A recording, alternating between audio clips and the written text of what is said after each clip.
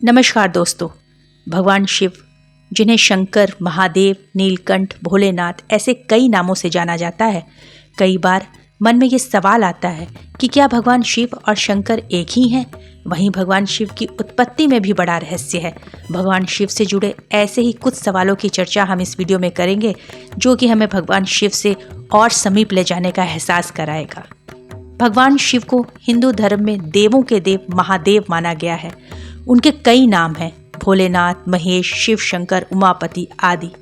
तंत्र साधना करने वाले उन्हें भैरव कहते हैं। तो वहीं भगवान शंकर को सौम्य और रौद्र दोनों रूपों में देखा जा सकता है।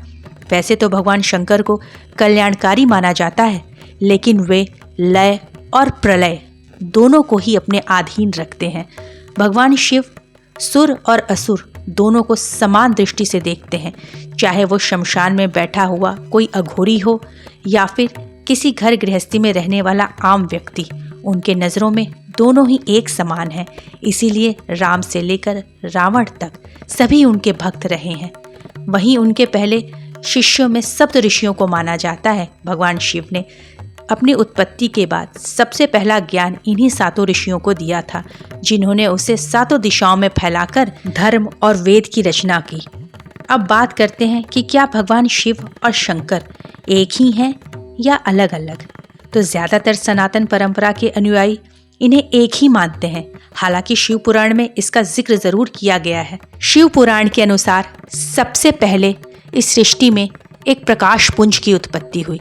इस प्रकाश पुंज का तेज इतना कि इसी तेज से ब्रह्मा और विष्णु की उत्पत्ति हुई। जब ब्रह्मा जी ने पूछा कि आप कौन हैं, तो प्रकाश पुंज से आवाज आई, मैं शिव हूँ। इस पर ब्रह्मा जी ने प्रकाश पुंज से साकार रूप लेने को कहा। तब उस प्रकाश पुंज से शंकर की उत्पत्ति हुई। इस आधार पर कहा जा सकता है कि शिव और शंकर एक ही शक्ति के अंश हैं, लेकिन दोनों अलग अलग। जहाँ शिव निराकार हैं, तो वहीं शंकर साकार रूप। अब बात करते हैं कि भगवान शंकर को हमेशा योग मुद्रा में दिखाया जाता है, समाधि में बैठे हुए दिखाया जाता है। आखिर भगवान शंकर किसकी साधना करते हैं? तो शिव पुराण में भगवान शंकर ने स्वयं माता पार्वती से कहा है कि वो भगवान राम की साधना करते हैं, भगवान राम का ध्यान करते हैं। और वहीं कहीं जगह ये भी कहा गया है कि भगवान शंकर उस निराकार प्रकाश पुंज शिव का ध्यान करते हैं। फिर से अगर उनकी उत्पत्ति की बात करें, तो भगवान शिव को एक प्रकाश पुंज के रूप में बताया गया है। यानी भगवान शिव स्वयं भू हैं, ना ही वो कभी जन्मे हैं और ना ही उनकी कभी मृत्यु होगी। लेकिन पुराणों में उनकी उत्पत्ति का विवरण भी मिलता है। विष्णु पुराण में कहा गया है कि उनकी उत्पत्ति भगवान विष्णु जी के माथे की तेज से हुई है।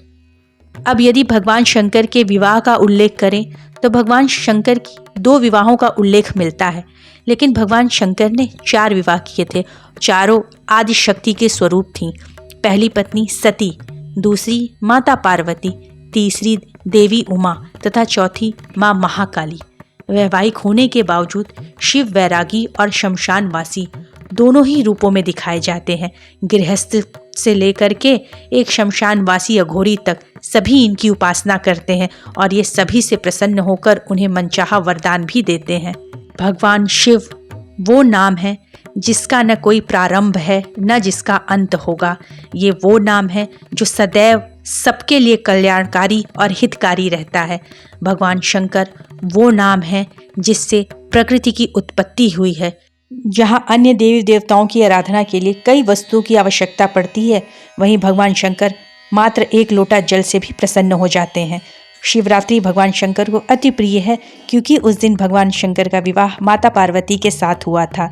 इसी के साथ भगवान शंकर के महामृत्युंजय मंत्र के जाप से व्यक्ति काल को भी मात दे सकता है, काल को भी हरा सकता है। भगवान शिव वो नाम है जिसके बारे में चर्चा करते रहते युग बीत जाएंगे, लेकिन उनका रहस्य, ये चर्चा कभी ख़त्म नहीं होगी। तो आने वाले शिवरात्रि पे हम सब भगवान शिव की आराधना करें, उन्हें प्रसन्न करके अपने मनवांछित फल की प्राप्ति करें। इसी के साथ हर हर महादेव।